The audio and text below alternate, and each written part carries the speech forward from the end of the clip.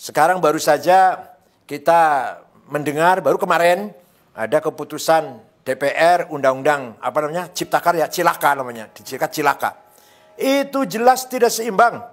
Hanya menguntungkan satu kelompok, hanya menguntungkan konglomerat, kapitalis, investor, tapi menindas, menginjak kepentingan atau nasib para buruh, para petani, rakyat kecil. Kita harus punya sikap yang tegas dalam hal ini. Mari kita cari jalan keluar yang elegan, yang seimbang, tawassut. Kepentingan konglomerat ya harus kita jamin, keselamatannya, kepentingannya, tapi buruh dan rakyat kecil pun harus kita jamin. Yang menyangkut pertanahan, yang menyangkut kedaulatan pangan, yang menyangkut pendidikan. Pendidikan dianggap lembaga, pendidikan dianggap kayak perusahaan, seperti perusahaan. Ini tidak benar. Kita harus melakukan review, harus melakukan minta ditinjau ulang, tapi dengan cara elegan, dengan cara anarkis tidak, dengan cara elegan. Kita harus bersuara demi warga NU, demi wasatiyah, al-istimaiyah, moderasi dalam membangun masyarakat yang moderat.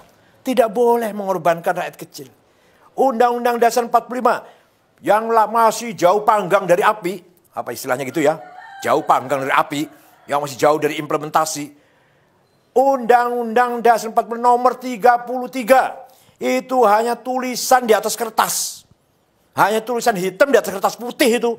Dicetak berulang-ulang, disebarkan jutaan lembar, jutaan eksemplar. Tapi tidak pernah diimplementasikan. Bahwa kekayaan Indonesia ini kan alam ini untuk seluruh rakyat Indonesia. Apa itu sudah terimplementasi? Sudah terrealisasi? Sama sekali tidak. Sama sekali tidak. Bahkan yang kaya semakin kaya, yang miskin semakin miskin. Apalagi sekarang di era keterbukaan ini semakin bebas, liberal. Yang diikuti oleh sistem liberal kapitalis. Ini semakin betul-betul nasib rakyat kecil, orang kecil semakin tertindas. Kalau lagi pilkada, lagi pileg, lagi pilpres, suaranya dibutuhkan. Rakyat kecil suaranya dibutuhkan. Tapi kalau sudah selesai, ditinggal. Mending kalau hanya ditinggal. Iya kalau ditinggal, didoni meneh, diludahin. Mending kalau hanya diludahin, diinjak lagi. Jadi undang-undang pasal nomor 33, undang 45 pasal 33 itu hanya tulisan di atas kertas. Hanya tulisan di atas kertas. Allah Subhanahu wa taala telah memberikan kekayaan alam Indonesia ini disediakan untuk mensejahterakan semua rakyat. Dan itu cukup.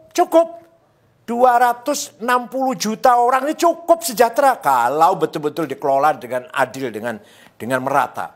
Tambang coba, ada tambang gas, minyak, batu bara, boksit, mening, bahkan emas, bahkan berlian, bahkan nikel, apalagi lithium apa namanya lah, banyak sekali tambang. Cukup untuk mensejahterakan perutnya, mengenyangkan perutnya 200 juta orang. Belum pula kekayaan hutan, belum kekayaan laut yang luar biasa di Indonesia ini.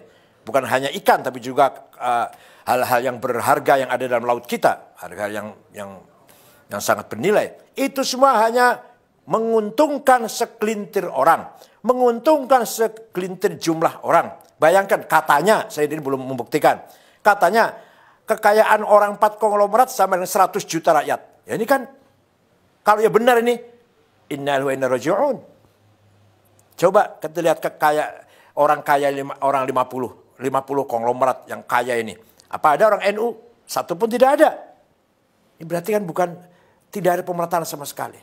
Ada, saya juga sering ngomong ini, sudah saya bosan sampai ngomong ini.